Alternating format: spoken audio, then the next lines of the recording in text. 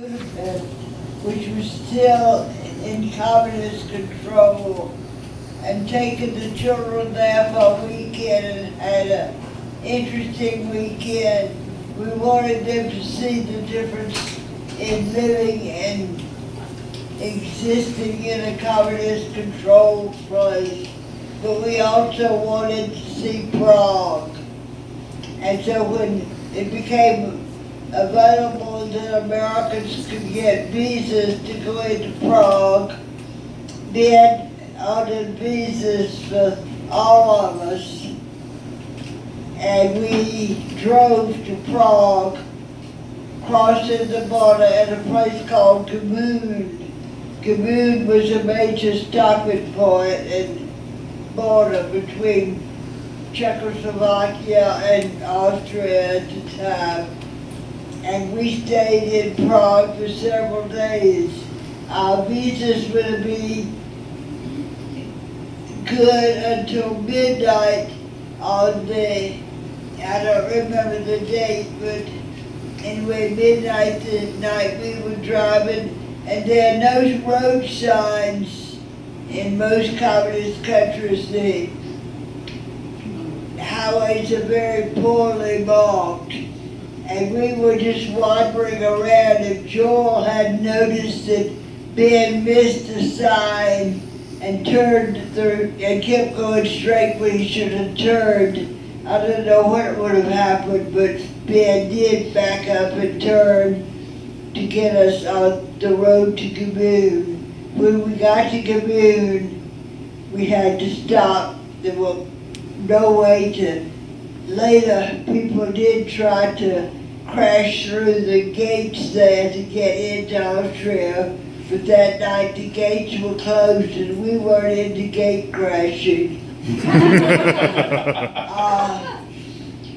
But I had an experience that I certainly relate to what's going on at the borders here, where mothers have their children taken away from them.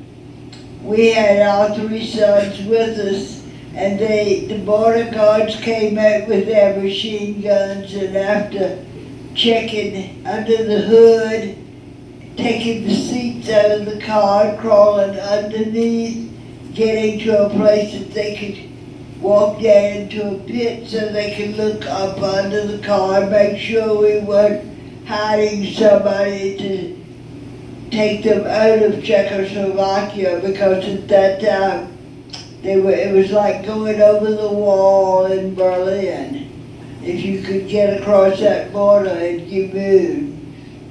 And then they took each child separately off by themselves away from us.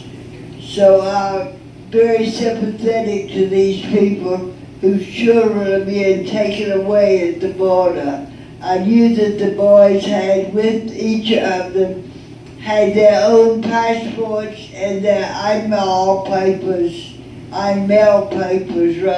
the paper that showed they had permission to be living in Austria at the time. But that wasn't going to be much help for a kid who's 7 years old. I think John was 7 and Joel, you must have been about 13, maybe 14. And Michael in between. Anyway, it was a very heart-stopping moment when you see your child being taken off by 3 men in strange uniforms carrying machine guns. They did match up with their Einmal papers as well as their passports, so we were allowed to go through. But I certainly have felt for all of these mothers who didn't have that experience of getting their children back right away. As we drove across the border, later, Michael's good friend who lived across the street wrote him a wonderful letter about going up to Communist. His father took him to Communist where there was a radio station. This was during the days of what's known as the Prague Spring, where the people in Czechoslovakia took over their government and tried to rise up against the communists. Anyway, there were many people at that time getting across, just as the people used to climb across the wall in Berlin. And I remember that there was a little boy who was about Mike's age who was shot and killed as the family tried to run across. That's some of the few bad memories I have about living in Europe. Most of my memories of living there have been happy and wonderful ones. And I appreciate what Andy did in making sure that some of these family stories won't be lost.